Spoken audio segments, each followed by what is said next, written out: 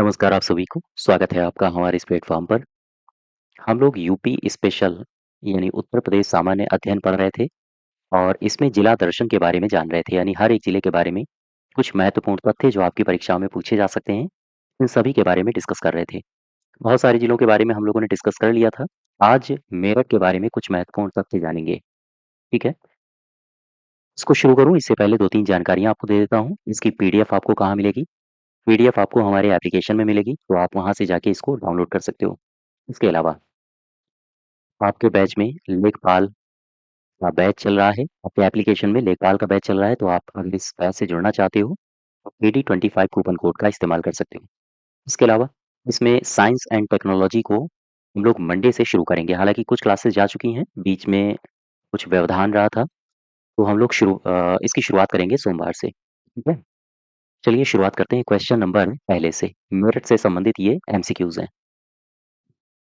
मेरा सही विकल्प का चयन करो।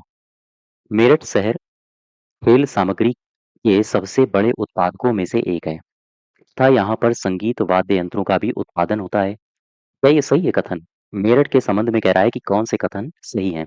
यानी मेरठ जो शहर है वो खेल सामग्री के लिए प्रसिद्ध है और न सिर्फ खेल सामग्री बल्कि यहाँ पर संगीत वाद्य यंत्र का भी उत्पादन होता है। ये तो सही है। और दूसरा कह रहा है इसे भारत का खेल शहर भी कहा जाता है। इसे मेरठ को, तो ये भी सही है। मेरठ की जो सीमा है वो गाजियाबाद से जुड़ती है, हापुड़ से जुड़ती है, अमरोहा और संभल से मिलती है। ये गलत हो जाएगा। आओ ज़रा जानते हैं इसके बारे में, गौर करना। सबसे पहले मैं आपको लिए चलता हूँ मेरठ मंडल के पास।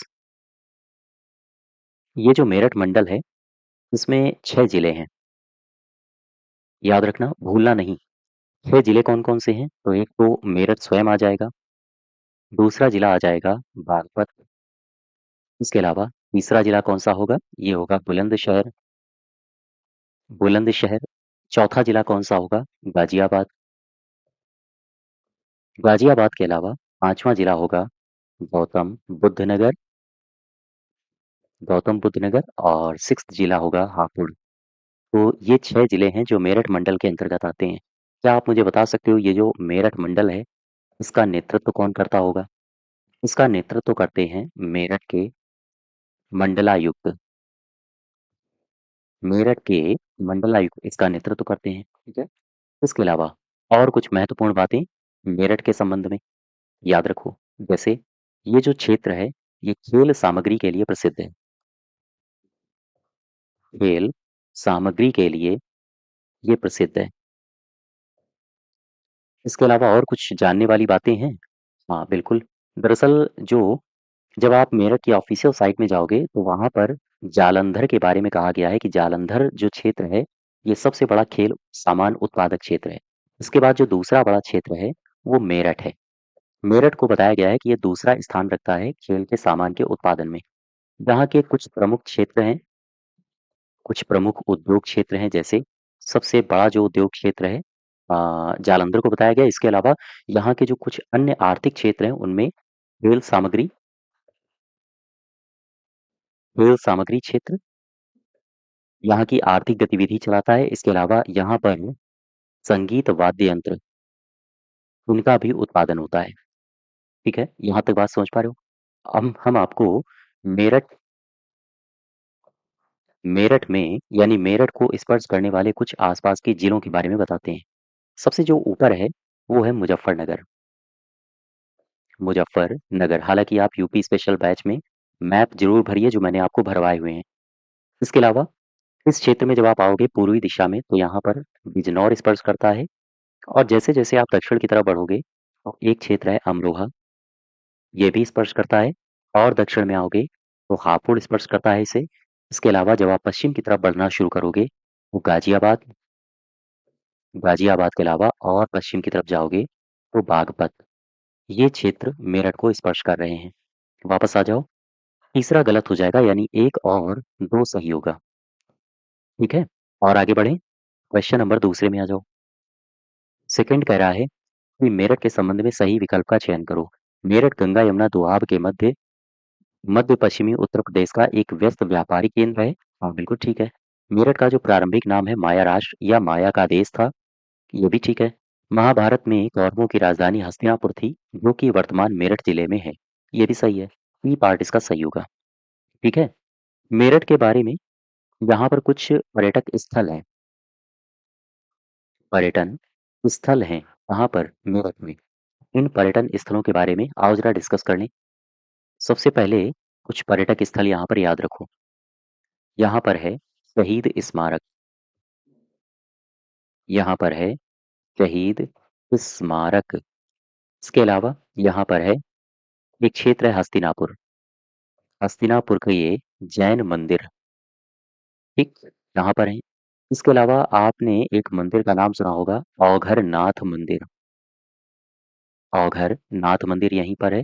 और सेंट जॉन चर्च यहाँ पर है। ठीक। इसके अलावा यहाँ पर एक दरगाह है जिसको कहते हैं साहबीर। साहबीर नहीं बल्कि इसे साहपीर कहते हैं। साहपीर साहब की दरगाह। साहब की दरगाह यहीं पर है, ठीक है। और ये जो साहपीर साहब हैं, इनके बारे में एक सवाल आपसे पूछा जाता है कि ये किसके गुरु थे? याद रखो, ये जहांगीर के गुरु थे। जहांगीर के गुरु थे। और इसके अलावा ये जो दरगाह है, नूरजहाँ ने बनवाया था। नूरजहाँ ने इसे बनवाया था। और केवल यही पर्यटक स्थल नहीं है, मेरठ में और भी कई सारे पर्यटक स्थल हैं, जैसे यहाँ पर एक किला है, जिसे कहते हैं परीक्षितगढ़। परीक्षितगढ़ का किला, ठीक है, याद रखोगे। इसके अलावा यहाँ पर बेगम समरू किला है। और इसके अलावा यहाँ पर गांधी बाग है। गांधी बाग जिसे कंपनी गार्डन के नाम से जाना जाता है। Company garden. इसके अलावा यहाँ पर एक पार्क है जिसे कहते हैं सूरज कुंड। सूरज कुंड पार्क। साथ ही साथ यहाँ पर शाही ईदगाह है। शाही ईदगाह, ठीक है। और चलो खैर, इसके अलावा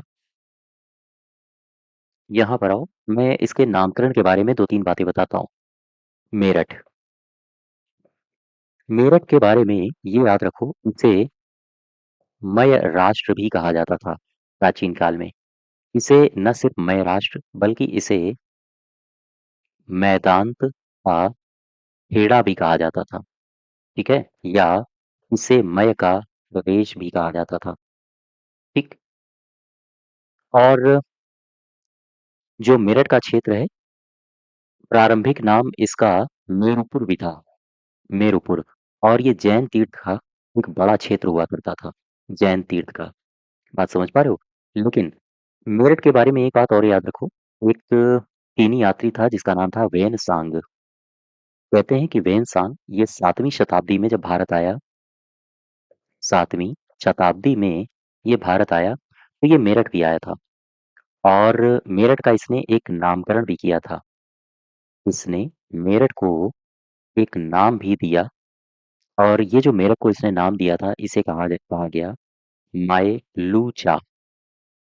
ठीक, तो आपसे अगर पूछे कि माए लूचा ये किसने नाम दिया है, ये वेनसांग ने मेरठ को एक नया नाम दिया था। वापस आओ जरा, इसमें तीनों सही हो जाएंगे, है ना। क्वेश्चन नंबर तीसरे में आ जाओ। थर्ड क्या कह रहा है? सही विकल्पों की पहचान करो। औगरनाथ मंदिर जो भगवान शिव को समर्पित है, क्या ये मेरठ में है? हाँ। जॉन चर्च जो मेरठ में स्थित है, इसका निर्माण कार्य 1819 से 1821 के बीच हुआ है। ये चर्च उत्तरी भारत का सबसे पुराना चर्च है। बिल्कुल ठीक है। अमरोहा, सहारनपुर, बिजनौर, गौतम बुद्ध नगर की सीमाएं मेरठ को स्पर्श करती हैं क्या? ये गलत हो जाएगा। तीसरे का एक और दो सही है। Saint John church. ये जो सेंट जॉन चर्च है, इसके बारे में एक सवाल आपसे पूछा जा सकता है। देखो, सेंट जॉन चर्च, गौर करना।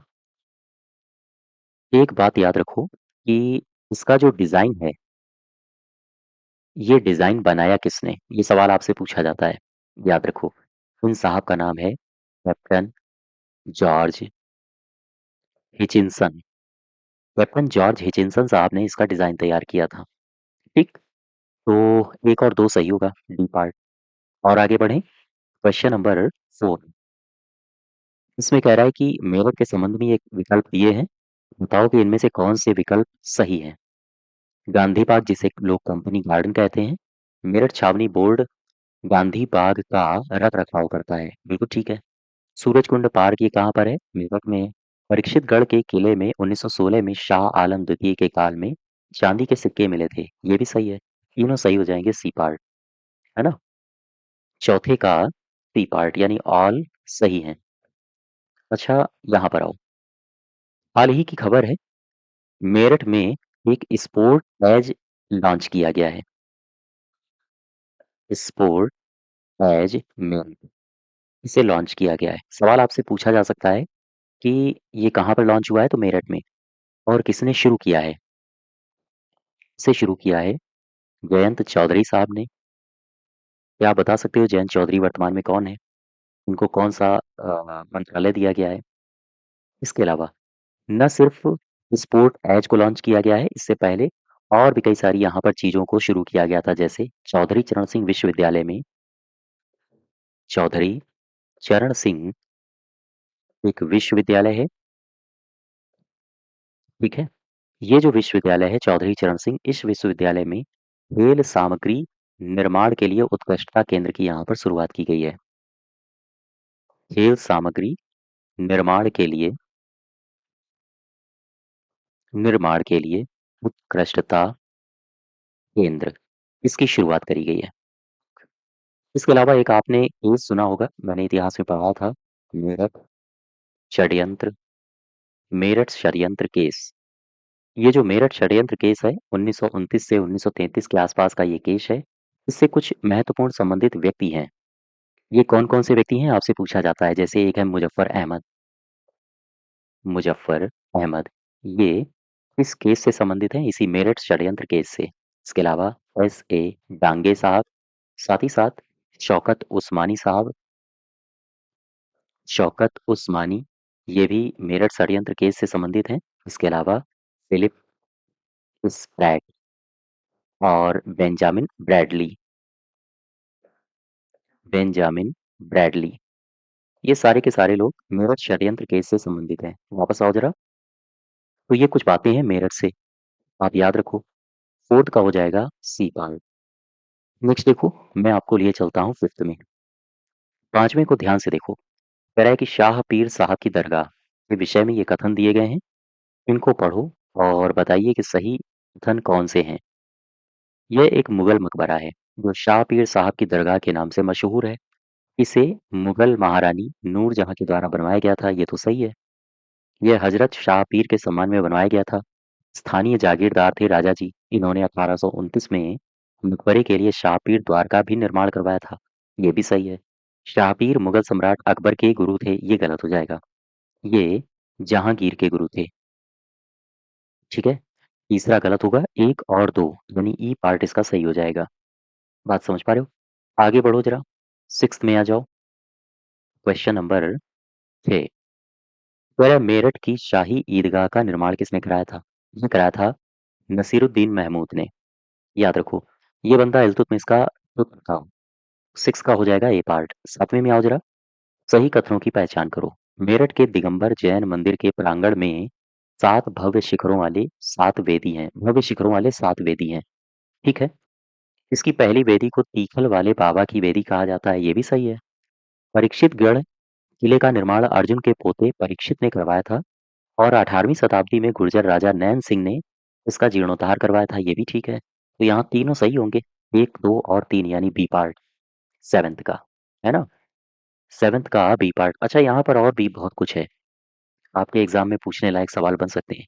जैसे एक सिंपल सवाल कि मुझे बताओ परीक्षितगढ़,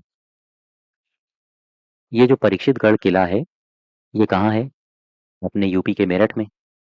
इसके अलावा ये जो एक शब्द मैं लिख रहा हूँ गंधर, ये क्या है?